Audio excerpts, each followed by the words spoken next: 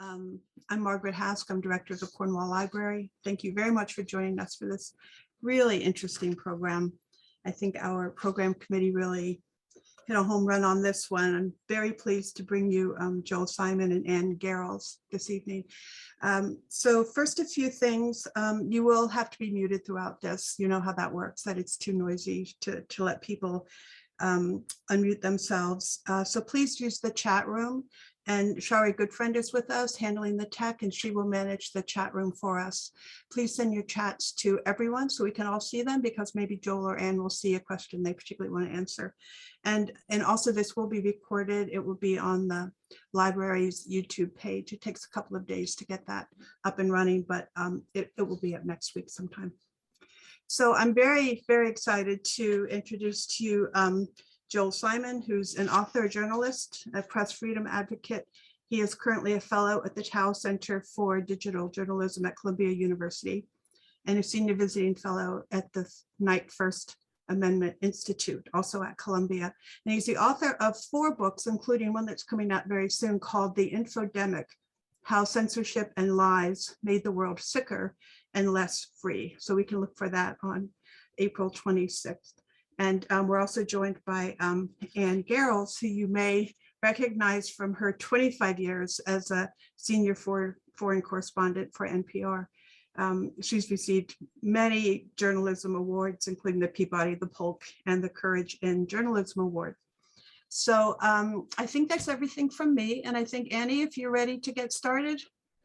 Everybody ready? And thank you so much. I'm just going to add something about Joel, much to his embarrassment, maybe, but during his long tenure at the Committee to Protect Journalists, he expanded its reach exponentially and creatively as threats against journalists increased globally. And now we're all in mourning at CPJ because he's left. He's now looking at ways to expand and explore the global reach to protect press freedom. And that's going to be a real challenge, Joel, when human rights are no longer fashionable. And that's something you might ask him about when we get to questions. I was a journalist in Central America in the mid-'80s, long before the internet. And while all sides in the region's conflict had reservations about us reporters, to put it mildly, they needed traditional reporters to get their message out. We walked around, believe it or not, with t-shirts that said, "Don't shoot, I'm a journalist." And it worked. Oh yes, we got caught in crossfire. But it was only later that kidnapping became useful as a propaganda tool, as the internet allowed groups to publicize their demands online and bring them to a global audience without relying on us. Eventually, we became much more discreet, and if we had the means, we had to have security. We ripped off the initials TV we had placed with gaffer's tape on the hoods of our cars, and which had once been protection. And it all started for me in the mid-'90s in the Russian region of Chechnya, where Muslim extremists began to take their fight against Moscow. And then kidnappings became far more extreme in Afghanistan, Iraq, and Syria. We became valuable as hostages or dead. Now, Joel, the inspiration for your book was the James Foley case, who was kidnapped and murdered in Syria by Islamic extremists in 2014.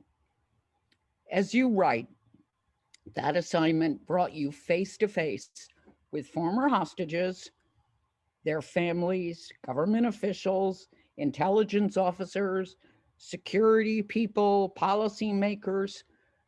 I mean, what did you come out of this thinking?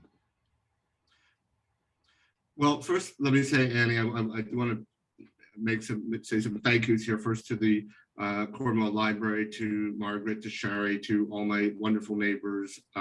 It's been such a wonderful experience to live up here in Cornwall. Annie, it is so wonderful to see you, but it's really even more wonderful to have you as a neighbor and be able to visit. That's been wonderful. So, and thank you so much for taking the time and for your kind words. It really means a great deal to me.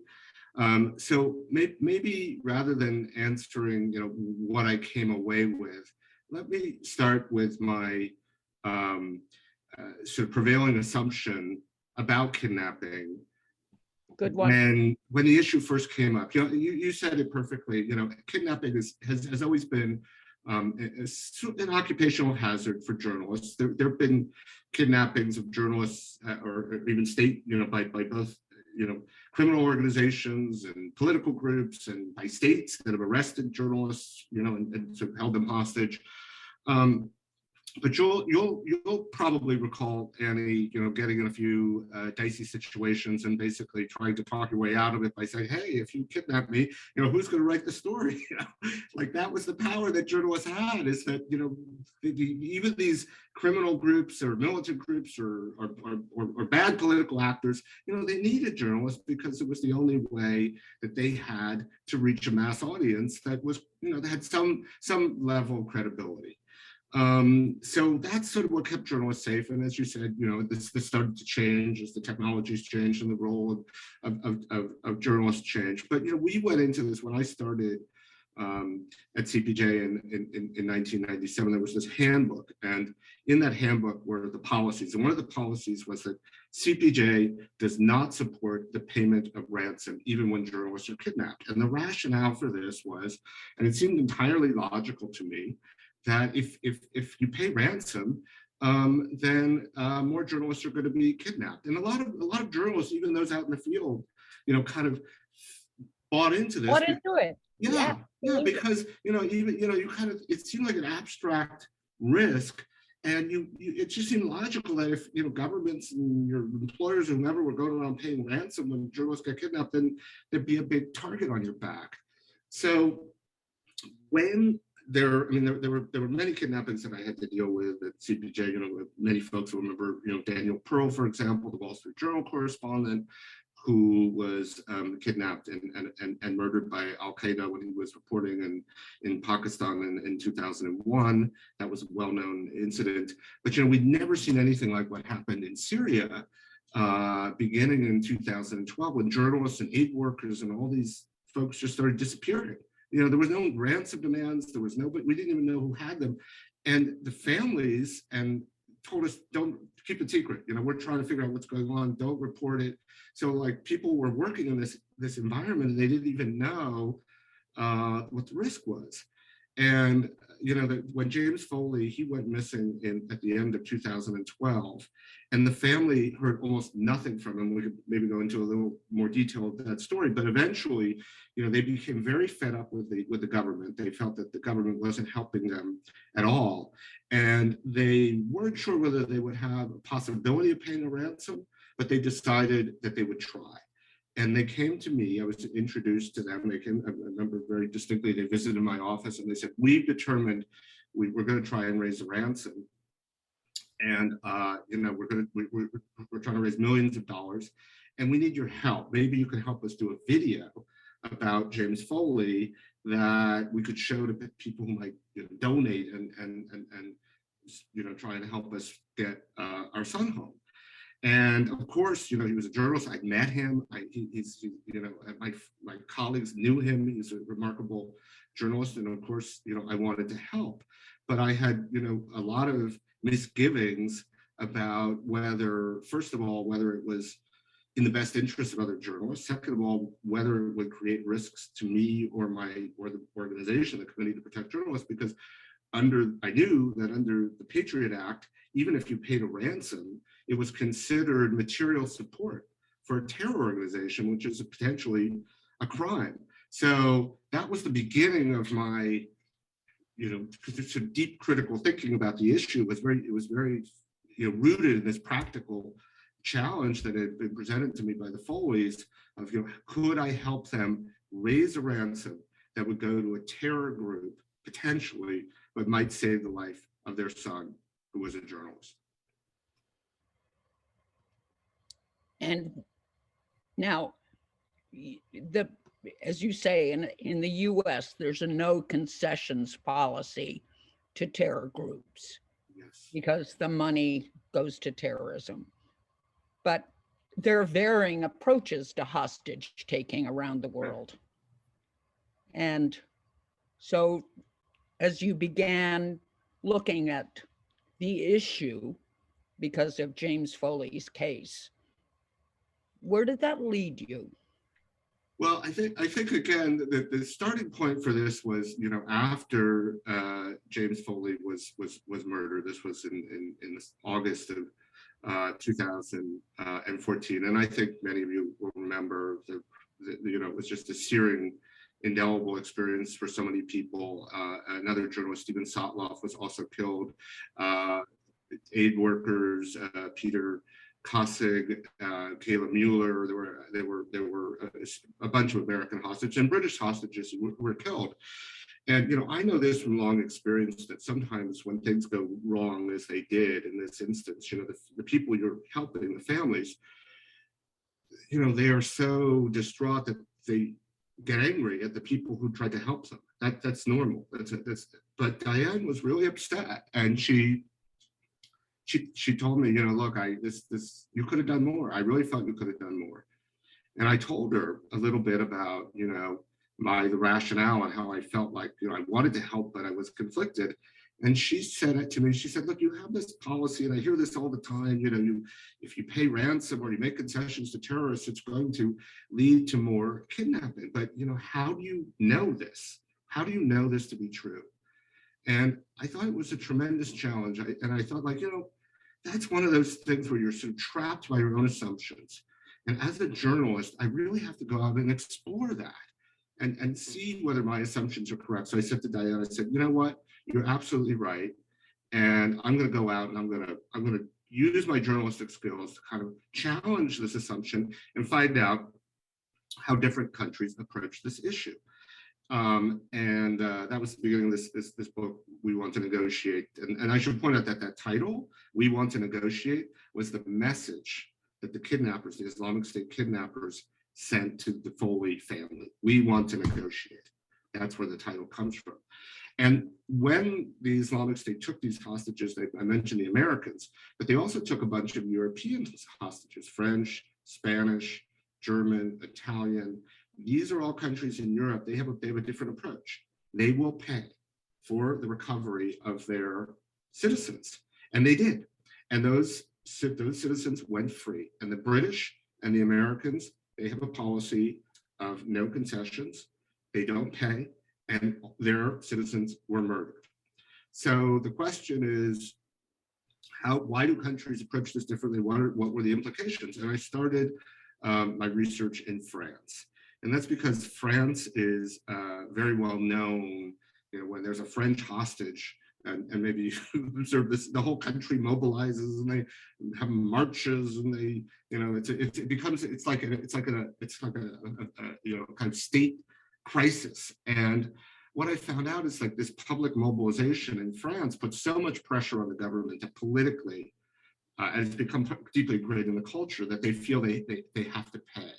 And they also have a different sort of attitude towards the responsibility of the state towards its citizens.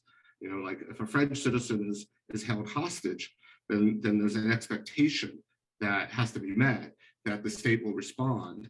And I met this millions. Yes, they pay millions. I met this journalist, and she was fascinating. Her name was Florence Abenal, and she was kidnapped in Iraq in 2003.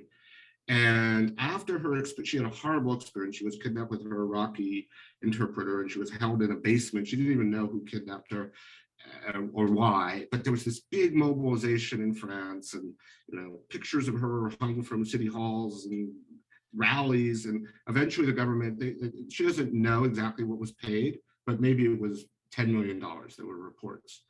And of course, this money went to criminals and terrorists, and they used it to carry out more attacks, but she felt that she had an obligation to other hostages that were taken captive to lead these public demonstrations, bring people into the streets in Paris, and do everything she could to put pressure on the government to bring them home. And she argued that this was an expression of French democracy and humanity.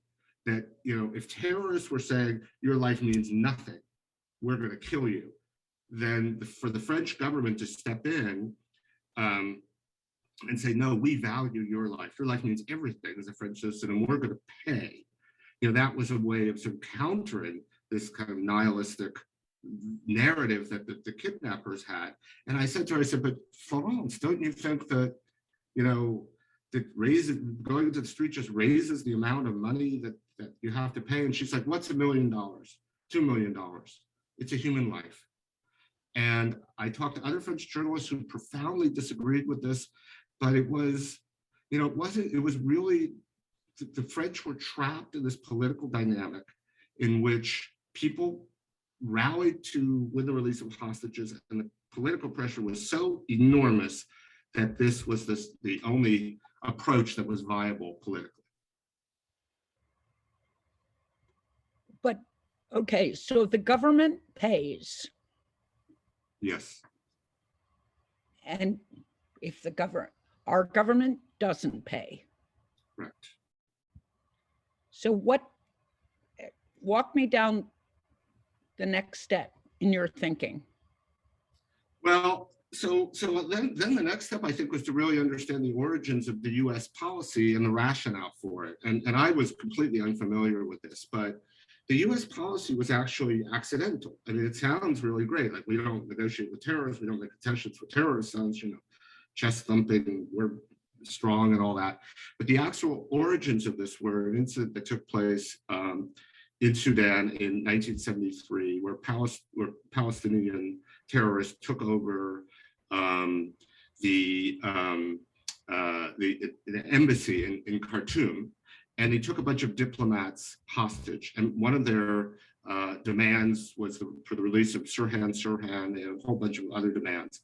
And the next morning after this incident occurred, President Nixon was asked at a press conference, you know, well, there's these demands, you know, what are you going to do?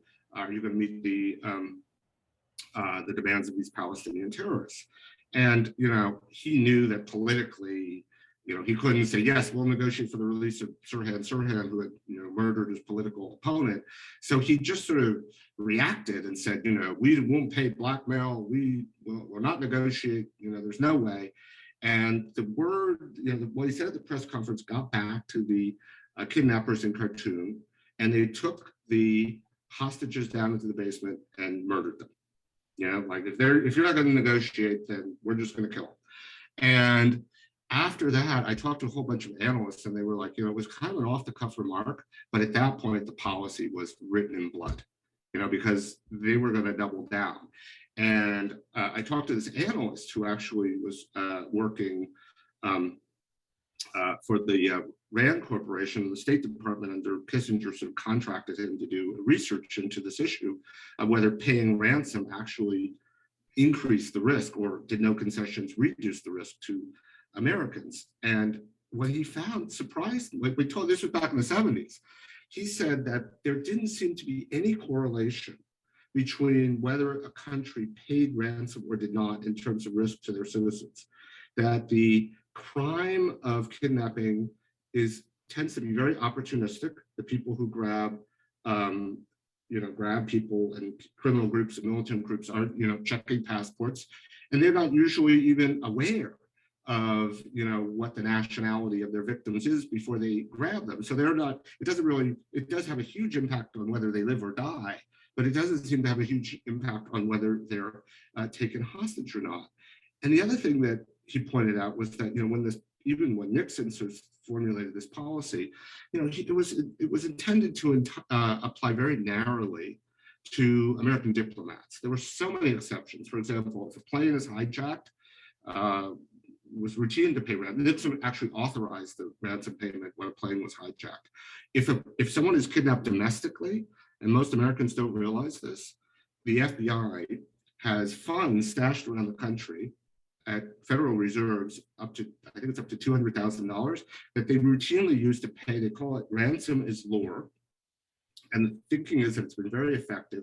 You pay, you get the person back alive, then you follow the money and you arrest the people and bring them to justice. And it actually works quite well because it's a hard crime to pull off, you know, like in terms of getting the money.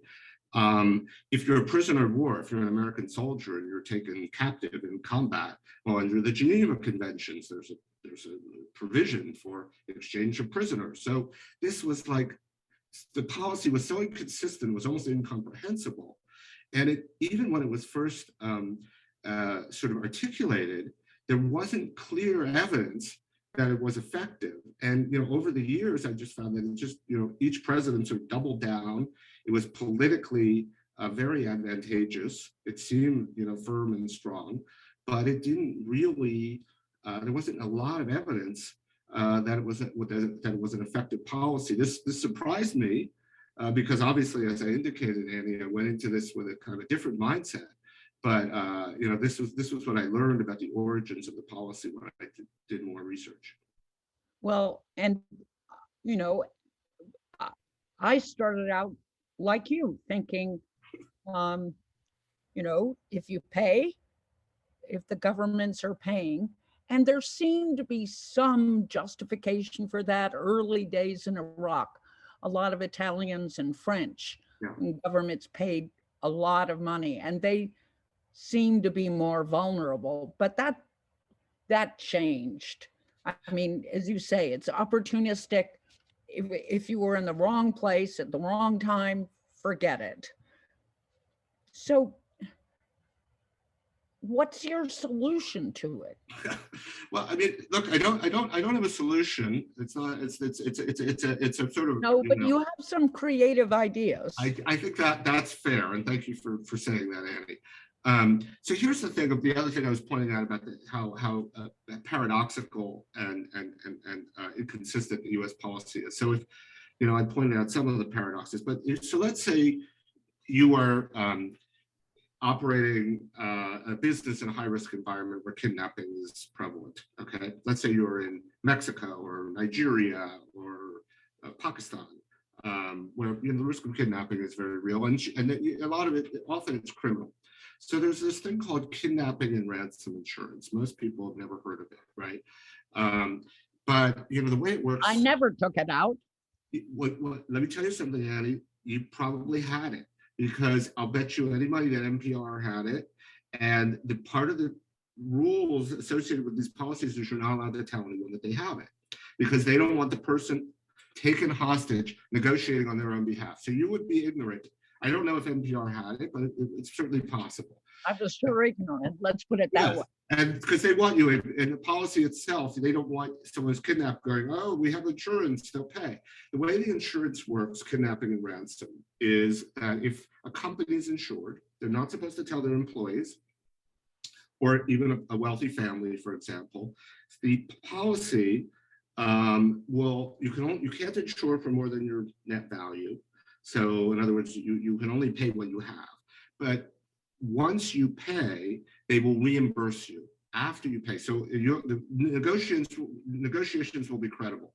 You know, the kidnappers might demand, you know, $1 million, and you will have to sell your house, and you'll have to mortgage, and you'll, you know, whatever, raise money from friends, you'll do all those things, and then you'll get the money back when you're done. And the reason for this is, like, this is totally crazy. Anybody found this out? If you know, most families, if someone's kidnapped, they'll be like, what do you want? They'll pay whatever, right?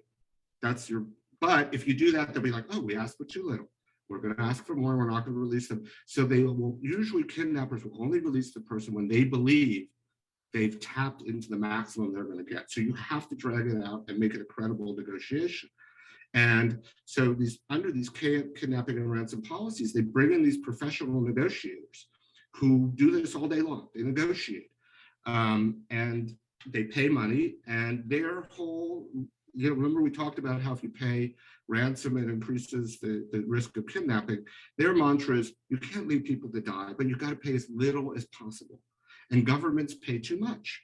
So we're going to negotiate, and we're going to get we know we have to pay or the person's going to die, but we don't want to pay millions of dollars. And often the amount they pay is like 3% of the initial demand. And here's the thing about kidnapping and ransom is it only works in a criminal kidnapping. So by law, because there's this law that says In America. In America, well, no, globally, because there are UN sanctions. So if you have kidnapping and ransom insurance and you're kidnapped by the Mexican drug cartels or some Nigerian, bandits, then fine, negotiate. The government, the US government, if you're in America, will help with the negotiations, support you. It's perfectly legal to pay. Everything's hunky-dory. Your ransom will be reimbursed if you have insurance. But if it's a terror group, Forget it. You're not allowed to pay, because then it's a violation of the Patriot Act.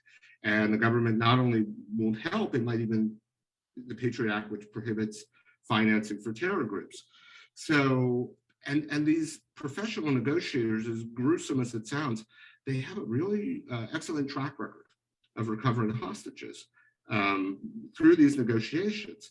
So part of the problem is that the prohibition on terror groups prevents these private negotiators who are very skilled at lowering the amount paid. Governments are terrible negotiators, because you can't play. So if the French government is paying, it's going to be millions. On the other hand, not paying anything just gets someone killed. So the trick is to kind of figure out a way to hide government involvement, but governments can't pretend that they have no interest in recovering their own citizens, because that's handing terrorists a potential I wouldn't call it a PR victory, but a way of driving a wedge between the government and the families will then go to the media and criticize the government, and it turns into a big crisis.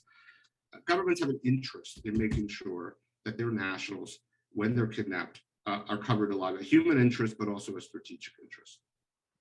I mean, one of the things that I've been struck by looking at the families of journalists, and almost all of them were, the journalists were taken by terror groups. They got no support. Yeah. That was something that I saw. Yeah, and what's surprising, it was the Obama administration that really, struggled with this issue. And you could sort of understand why, because, Obama was very focused on the policy, and he even thought that the sort of the politics of hostage negotiation was unseemly. And he very much believed in the, if we pay ransom, if we make concessions, I think this came from a very, sincere place, it would increase the risk to all Americans. But what happened was he was so wrapped up in the policy that he sort of lost track of the human dimensions of this issue, which again, isn't that surprising. It's a common criticism of Obama. And so for these American families who were trying, the dysfunction was staggering. Just to give some examples, there were all these 5 American families, and they had, their children were kidnapped, and the State Department has privacy rules that prevented the State Department from telling these families that there were other families in the same situation. So they had no idea that there were other Americans. They couldn't come to, finally, I think it was some other people who were privately trying to help, put the families together, and then they became a kind of more united force. And they had a notorious meeting at the White House where a member of the National Security Council told them, the families, imagine the pain that this caused. We're not going to launch a rescue. You're bringing your children home is a priority, but it's not a top priority. And if you pay ransom, you can be prosecuted and sent to jail. The families were just, devastated by this, and felt completely abandoned. And it drove a wedge between these families and the Obama administration. And after the hostages were murdered, they were very publicly critical, especially Diane Foley, the mother of Jim Foley. And I don't know if you've had a chance to meet her, Annie. No, laugh. You would totally love her. She is a force of nature.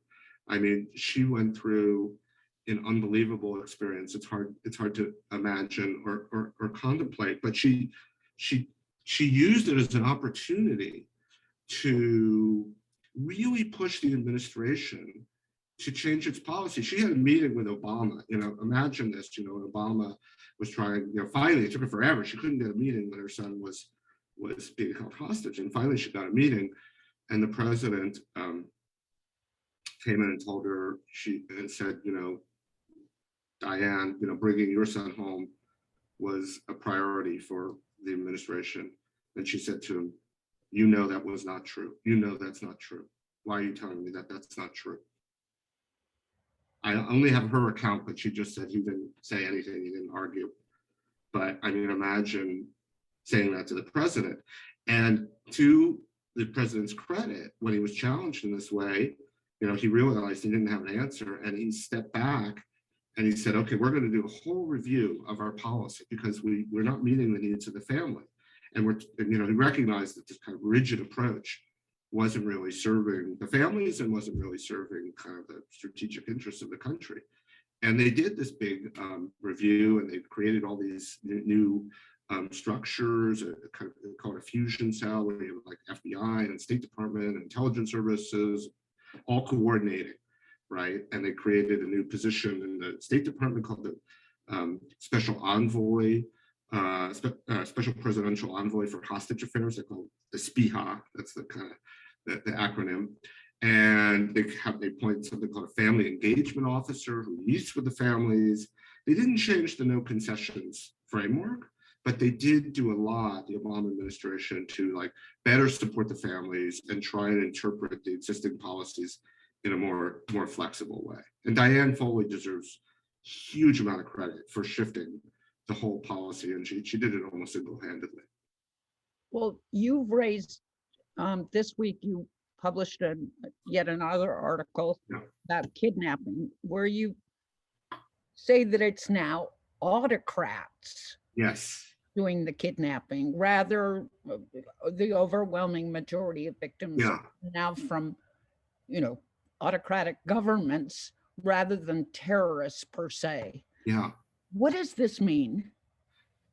Well, first, it's interesting to think about why we're in this situation, and I don't have all the answers, but let me run through some of the leading theories about how we got here. And then I think what's interesting also, Annie, is this is something that I found in my research, is that these hostage taking come in waves, and the policy always reflects the last crisis. So the whole structure that we have in place now was created in 2015 in response to this wave of terror kidnappings. And we already just sort of described some of the reasons for that, but the Islamic State took this strategy to its ultimate conclusion, and like used kidnapping to both finance their operations and through these horrific murders that they filmed, for recruitment and propaganda, they saw this as part of their military strategy. But the Islamic State, was defeated militarily. It still has some operational capacity in Syria. We know that from recent events, but it's not in a position where it's able to, manage a complex kidnapping, at least as far as we know. Al Qaeda, which was also, another group that was engaged in this kind of systematic kidnapping, is also weakened, although it has some capacity in places like North Africa and Yemen. It's not what it once was. The guerrillas in Colombia, the FARC and the ELN, are also sort of out of the kidnapping business for a variety of reasons. So those were the primary perpetrators of among quote unquote terror groups. So, but what's happened is that some countries which have sort of engaged, sometimes it's called hostage diplomacy, where they've arrested Americans on trumped up charges. I think Iran's the leading example of this, and then use that to secure political leverage. Well, we've seen a huge increase in that in recent years. The reasons are complicated, but some people ironically feel that it may have had to do with the way that President Trump approached this issue. I wanted to ask you, Yeah, welcome the hostages back. right. So the thing was, the families, this was an interesting dynamic, were really disappointed and upset with the Obama administration because he, seemed to be trapped in this policy. Whereas Trump, he had no interest in the strategic complexities. If he could get a hostage back and get a meeting in the White House, with the hostage, or meet him on the tarmac and sort of elevate it politically, he was going to do that, and it was part of his sort of persona as like a great negotiator and all that stuff. And it was politically advantageous, and he didn't really consider the strategic consequences. So a lot of the families I talked to after the kind of sense of the Obama administration that they just didn't care about it, and the fact that Trump really did spend a lot of time on this and did successfully get a lot of Americans home. But what he did was he would do these high profile meetings, and he would give concessions. Like an example might be, there was an Egyptian activist who was imprisoned in Egypt, and the president of Egypt, El-Sisi, wanted a White House meeting. And Trump basically said, okay, I'll give you a White House meeting if you let this woman out of jail. And so that happened. It was an exchange. She came, she met with Trump. It was, made news, and then Sisi got his meeting. Anyway, a lot of people think that, the attention and the focus that Trump gave the issue, elevated the risk actually to Americans from state hostage taking. And we've seen a surge in these kinds of, they're basically trumped up arrests that are that countries use to then extort concessions or attempt to extort concessions from the United States. Examples include Venezuela. There are 6 engineers who are imprisoned in Venezuela. Russia, where there are 2 Americans in jail who are falsely accused of espionage. Iran, where there are 4 Americans in prison on trumped-up charges. And I wrote in my story, I wrote about a journalist who was an American journalist who was in prison in Myanmar, Danny Fenster. So, who was eventually released. There was a kind of, call it a negotiation, but eventually he got out. But what's interesting is that, unlike with hostage taking by terror groups, there's no legal prohibition on negotiating and making concessions, but it still may not be in your strategic interests. So this whole structure that was created during the Obama administration to address hostage taking by terror groups is now being asked to, there's some 50 odd Americans who are unjustly imprisoned around the world, to work on those cases. And this position that I mentioned, the special envoy for hostage affairs, it's a new position in the State Department. That person is really leading the effort to bring these diplomatic hostages home.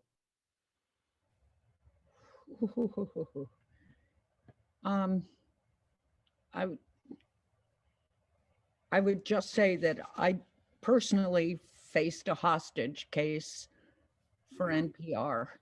My house manager was kidnapped. I did not go to the government. I didn't go to NPR. Yeah. I basically helped raise the money privately, secretly, and we got him out. He had been hideously raped. He was a middle-aged man, in his 50s, and had been raped repeatedly. And his family to this day doesn't really know what happened when he was taken hostage. It was not a vast amount of money, $60,000 in the end. And the family did the negotiating. And when it came down to it, I had absolutely no compunction about paying. I remember talking about this with you. Did you go through some of the sort of torturous logic that I struggled with, or do you knew right away? Absolutely. Before hand, I had followed your, I think we both started at the same point. Yeah, You pay and you encourage. yes. And but then when I was faced with it, and then when I read your book, frankly, and it became so clear that this really paying had, but your idea that governments stay out of it if possible, Yeah, out I of think, negotiations if they can, because yeah, that just raises the ante. that's the key. But you know what I think, if I had designed the policy, and you would have had the full support, of the government, but it wouldn't have been visible. I think it's too much to ask families and individuals to handle this on their own. Oh, of course. But I also think that like high level government involvement raises the stakes. So there should be support, flexibility. You shouldn't have to hide the fact. You didn't want to go to the government because you were afraid, that it would or Well, even your employer. I think I know who took him. Yeah. And I think it was criminal, not terror, but I couldn't prove it. Right. And, I was going to be, I was, as you faced with the Foleys to start with, am I getting myself involved in a criminal Yeah. act? I mean, I just didn't want to go near that. Yeah. And I wonder, if NPR, had KNR insurance, and they would have, the policy could have been triggered, and they might have, brought in a professional negotiator. And that's how, if you have insurance, that's how these cases are handled. If you don't, you're on your own. That's why I think like this, the privatization. I mean, it doesn't work every time, but I think it's the least bad strategy in my view. Yeah, no, I was intrigued by that. Yeah. I heartily recommend that everybody read Joel's book. And now maybe we move to questions. Yeah. So actually, people have not written in questions so far. I think they are all, as I am, completely mesmerized by the stories and the dialogue between the two of you. But I had one little question, and I'm sorry for the noise outside my window. I'm in New York, so bear with me. It was just a tiny note that you had made, Annie, when you first started talking about this. You said that in the beginning, I think you were talking about in Iraq, you said there were a lot of European journalists being taken hostage, but then that changed. You said those were your words, that changed. What exactly do you know about that? Like, what changed exactly? Actually, let's ask Joel. I mean, yes, look, let's put it this way.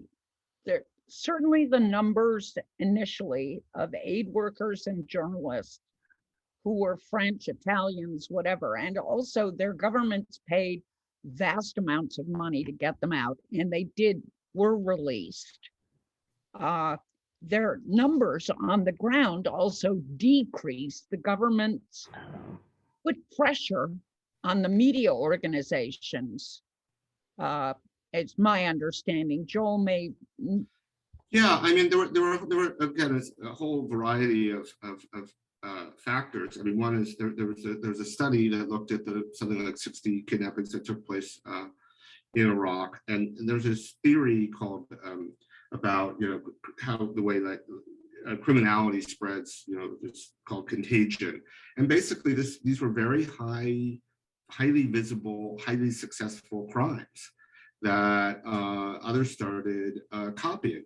And then they all, the thing about kidnapping as a political strategy, as the insurgency started to develop in Iraq, is logistically, you need some capacity, but it's a lot easier to do a kidnapping than a car bombing or other kinds of traditional terror attacks.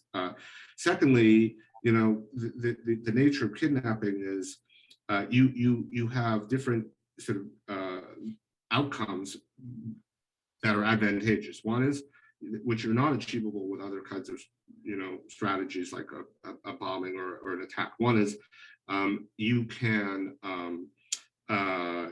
get money, right? It's very difficult to get money. It's not with a car bombing attack. Number two, and this is the sort of perverse logic of kidnapping, is because it's a single individual, it often is more terrorizing than blowing up 50 people. So I always, make the analogy, like most people who lived through 9/11 remember the name Danny Pearl. He's a single individual who was, kidnapped and murdered by Al Qaeda, and his, there was a huge amount of media coverage, and what he was, his wife made these very poignant and personal appeals. And then when he was killed, I certainly took it incredibly personally. It just it destroyed me. But most people struggle to name the name of a single person who was killed in the Twin Towers, right? Maybe if you knew someone, you can name them, or if there were, but other than that, it's like just, so kidnapping has this ability to like personalize and humanize the terror. So it's a highly effective strategy, and that's why it's very difficult to combat with like pronouncements. You have to address it as a reality of war, and basically as the war, as the war sort of, the insurgency developed and the war intensified, the tactic spread. And now I think the questions are coming. We're starting to get some questions in. Thank you for that answer. So one question is, what is the relationship between the private hostage negotiators and the US government? And I'm guessing the question is referring to the private hostage negotiators for the insurance company. Exactly, yeah. They're often called crisis responders. It's variable. So it's, the FBI generally has, some of these are, many of them are former FBI, former law enforcement, and they even have personal relationships. But the FBI, which is the agency responsible for investigating and prosecuting kidnapping as a federal crime, they're very suspicious of outsiders. So I would call it, tolerance. They recognize that they get good outcomes and the families rely on these private negotiators. But they, and sometimes there's cooperation with law enforcement, but there's also a kind of concern or misgivings about the loss of control, and the fact that there's a crime happening and these private individuals are right in the middle of it, seeking to resolve it. There's a kind of natural tension there. So I would call it functional but not warm. Joel, one thing Yeah. I wanted to clarify, which is not clear to me. Okay, these hostage negotiators, the KNR, Yeah. They cannot still, under US policy, may not pay terrorist groups, right? Correct. Criminal groups, fine. Terror groups, no. Okay. Yep. And it's, the distinction can be really arbitrary because, as you know, Right. Annie, sometimes somebody will be kidnapped by a criminal group and sold to a terror group. So like one day it's legal, the next day it's not. It's a really crazy, confusing situation, and it can be heartbreaking for families. So we have another question that's a very interesting perspective. But before that, somebody wanted to say thank you for your very important work. That was a comment. And I would definitely second that. So the question is, what about hostage taking in school situations where the motive may not be clear, or the hostage taker is a mentally unstable individual? Yeah, well, those are actually normally referred to as barricade. Rather than, the FBI calls them barricade situations, where you say have a mentally ill person who's like holding a group of people in a kind of, so the difference between a barricade and a hostage taking is, in a hostage taking, you don't know where the victim is, right? In a barricade, you know exactly where it is, where that person is. So those are dealt with very differently. They're dealt with negotiators who, and this is, I have to say, this is not my area of expertise. This is just from, talking to, people, folks in the FBI. I mean, they'll bring in, professional negotiators, and you also, they'll just try and, put pressure, a certain amount of pressure on the person holding engaged in the barricade situation, and also try to, use psychological means to kind of de-escalate. And that's how they resolve them. But the thing about kidnapping, traditional kidnapping, as I mentioned, the kind where you don't know where this victim is and there's ransom demands and all that, it's almost never happens in the United States. Why is that? This is another irony here. It's because what the FBI calls hostage ransomers lure is so effective. It just, it's very hard to get. So what does that mean? That means, like, if you kidnap someone and you want the ransom, the FBI will come in, they'll pay the ransom, the person will be released, and then almost inevitably you will be arrested. Why? Because it's really, really hard to get the money in that kind of very controlled environment and get away with it. You need a very lawless kind of climate, which is why hostage taking is effective in places like Syria, or whatever the tribal areas of Pakistan or Somalia. But you don't see it. It's not a common crime in places with a strong rule of law. And that actually leads into another question, which is, what is the percentage of kidnappers getting caught when the money is followed? If that's sort in the of U.S., in the U.S., it's almost impossible crime to get away with. It's very rare. I don't have the data on that, but it's a very rare crime, and most kidnappings, the kind that I described, that do occur, are the people are arrested and brought to justice. Right. Is that ever followed globally? The sort of, well, yeah, I mean, that's kind of why I think that that it's kind of ironic that in the U.S. they basically reduced, almost eliminated the crime by a policy of paying ransom, whereas internationally we prohibit the payment of ransom. I mean, in a terror case. So that's another one of the kind of paradoxes. I mean, obviously, if you pay ransom to a group in Syria or Somali pirates, it's much harder to bring them to justice. It's going to be more difficult, but it is possible. There have been instances in Canada, for example, where Somali pirates who were responsible for the kidnapping of a Canadian were, like, they basically trapped and lured them to Canada and put them on trial. So it is possible if you have good intelligence, and that's part of hostage response, is trying to track the money and determine who is carrying out the crime. another question is kind of related to your recent New Yorker article. What support does the U.S. government give, if any, in the case of autocratic kidnapping? Oh, this is an excellent question, and it's a real sore spot. So under, I can't remember what the act is called. It's like the Hostage Response and Recovery Act or something. There's this fund that was created to support the families of Americans who were taken hostage by terror groups. And it does things like, brings them to Washington for meetings, it pays for that. Or there's even some funds that are, or even something as simple as, if you are kidnapped by a terror group and you're released in country X, the U.S. will fly you home. Okay, if you are arrested in Venezuela and then released wrongfully, you got to pay for your plane home. There's no funds available. There's no funds available for advocacy, for support, because it hasn't been allocated. It was like, the last time the policy was reviewed, it was focused on terror, but now it's state hostage taking, and the families. Right. Yeah. So when I talk to the families, they're just like, "This is crazy.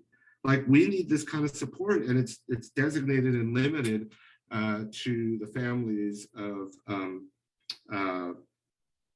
victims of terror, and not state hostage taking. The thing that's so also bizarre, there's this wonderful organization called Hostage US.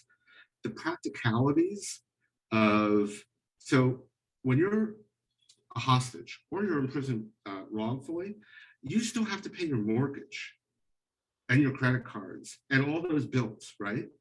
Like, think about that. And not only that, sometimes if it's, you know, a secret, your family can't say, oh, well, the reason they haven't paid their mortgage is because they're being held hostage by terrorists. So sorry, you know, you can't, so, you know, foreclosures and, you know, if these people get out of prison or they released and they come home to this like mountain of debt and huge legal challenges. So there's this organization, Hostage US, that tries to help families navigate that. And even simple things like, it's exhausting for families because all the neighbors are like, we haven't seen so-and-so in a really long time. How are they? You know, you can't, sometimes, depending on the circumstances, you can't say, well, they're not doing so well, they're being held hostage. And so, you know, you have to say, you know, these people need support and guidance on how to respond to those very real and practical challenges. And they don't usually get that from the US government. Yeah. So a question related to what you just said was, what would it take to change the government's policy? So this is about on state hostage, diplomatic hostages, or state hostage. I'm guessing it's more Yeah. international hostage related to your book. Yeah. So on the no consent, so the no concessions again, you know, to change that policy. I don't think there's really much, you know, I mean, so what there's been a lot of this. Let me start with this. When I wrote this book and I came out and said, you know, like paying money, you know, like the notion that, you know, it may make sense for the US to pay ransom to terrorist groups to free Americans. I was imagining, you know, Fox News banner said, Joel Simon, the head of the Committee to Protect Journalists, says like, we should give money to terrorists. That luckily that didn't happen. But I thought it would be like an incredibly controversial view. And there's like my book in the special president, the office of the special presidential envoy, the person who's in charge of that office told me that they make everyone read it now. So I think, oh, that's fantastic. So there's an openness to some of these kind of ideas that didn't exist before, and it's not like a third rail that it used to be. And there is more flexibility and more support for families. But I think that there is a notion, especially in the Biden administration, which is, you know, a lot of people who are in the Trump administration, that the no concessions framework, they want to preserve it because I think they view the political risk of blowback if they ever supported the payment of ransom to a terror group is just too great. And they're not under the same kind of pressure now because there aren't as many active cases. So I think that the kind of framework for discussion has shifted, and there's more openness to this idea. It doesn't seem as radical as it once did, but there isn't much appetite for changing policy or even informed policy discussions, as we all know, and looking at, you know, Washington dysfunction. Has any family been prosecuted for paying terrorists? So the answer to that is no. So that threat that you know, and Obama actually pledged that no family would be prosecuted under his administration. So the idea was the administration said, you know, we don't want to announce that we're not going to prosecute people because that actually, their argument was that the families, you know, can use this as leverage. Like, well, we can't pay you because we'll be prosecuted. It didn't help the families at all. So, but the reality is that there were some people in the government who threatened the families and thought they should be prosecuted, but there's never actually been a prosecution under the Patriot Act for paying ransom for the families. Now the insurance companies though probably would be prosecuted. So if you had K&R insurance, here's where it gets complicated again. I have K&R insurance, right? And let's say I think my family member is kidnapped by a criminal group, find out it's a terror group. I paid the ransom. I'm not going to be prosecuted, but my insurance company is going to go, you paid money to terrorists, we're not going to reimburse you. If it had been a criminal group, that would have been fine. But sorry, you're out of luck. We're not legally able to reimburse you, because they would prosecute an insurance company if they paid. They wouldn't prosecute a family, but I think there's a real risk to an insurance company would be prosecuted, and they don't want to take that risk. That was a great question, though, Anne. I was wondering a similar thing. Because I remember when Jim Foley was being held, and that there were so many people out there lobbying the government besides his family, his friends, his colleagues, everybody trying to figure something out, and nothing, there was no movement, you know.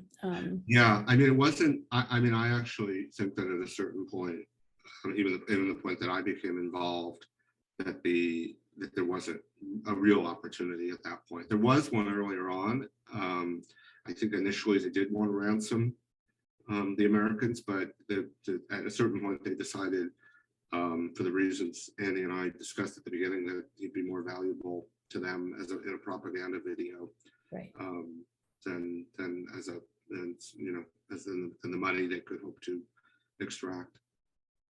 There's one other question. How many active cases are there, if you know? And if Yeah, you so discussed it? one of the things that happened as a result of the James Foley case was that the Foley family set up this incredible organization, which I recommend to all of you. And in fact, if you are moved by this issue and you want to support a great cause, I recommend them the James W. Foley Legacy Foundation. And they do a lot of advocacy around these issues, and they also track cases.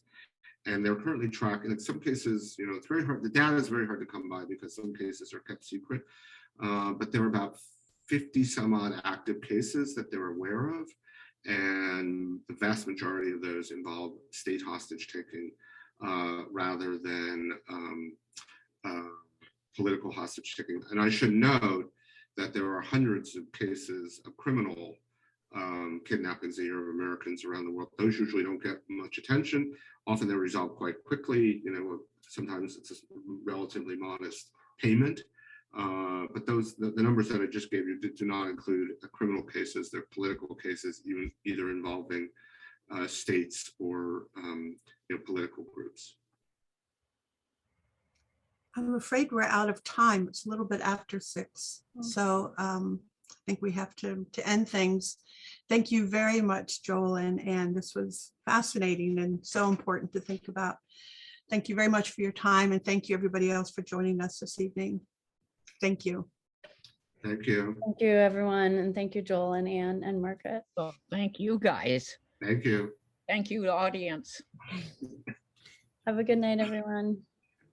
Bye-bye. And stay